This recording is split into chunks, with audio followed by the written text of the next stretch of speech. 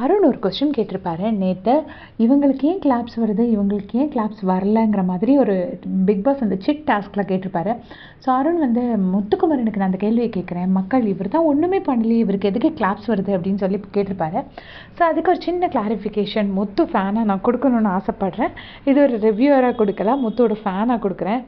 So என்ன அப்படின்னு பார்த்தீங்கன்னா, முதல்ல முத்து ரொம்ப ஃபேமஸ் ஆனது, இது எல்லாமே பியூர்லி என்னோடய பாயிண்ட் ஆஃப் வியூ.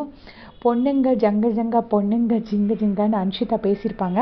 அப்போ வந்துட்டு நான் சிவனேண்டு தானடா இருந்தேன், அதுவாகவே வந்து சொல்லி பேசிட்டு உங்ககிட்ட பேச இஷ்டமில்லான்ட்டு போகுதுன்னு சொல்லிட்டு அவ்வளோ கூலாக காமாக அதை வந்து டீல் பண்ணியிருப்பாரு.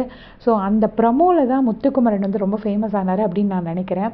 அதுக்கப்புறம் ஒரு 4 நிமிஷம் கலைஞரோட ஸ்பீச் கொடுத்துருப்பாரு.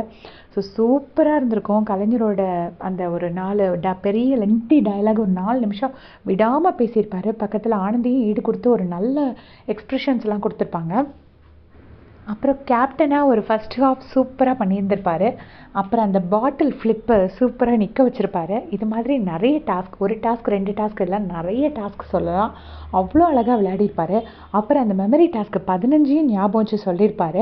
ஸோ இது எல்லாமே வந்து முத்துக்குமரனோட அந்த அந்த கேமில் அவரோட இதை வந்து இம்ப்ரூவ் பண்ணிகிட்டே போச்சு.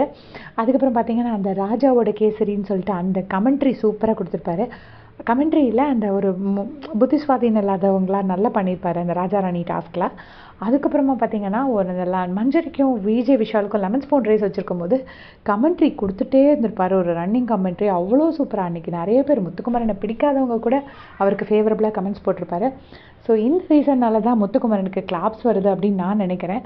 நீங்களும் அதே நினைக்கிறீங்களா, இல்லை வேறு எதையாவது நான் மிஸ் பண்ணியிருக்கேன்னா முக்கியமான பாயிண்ட்ஸ் அப்படிங்கிறத மறக்காமல் கமெண்ட்ஸில் சொல்லுங்கள். உங்களுக்கு முத்துக்குமரன் பிடிக்காதுன்னா இந்த வீடியோ உங்களுக்கு இல்லை, தயவு செஞ்சு ஸ்கிப் பண்ணிவிடுங்க ப்ளீஸ்.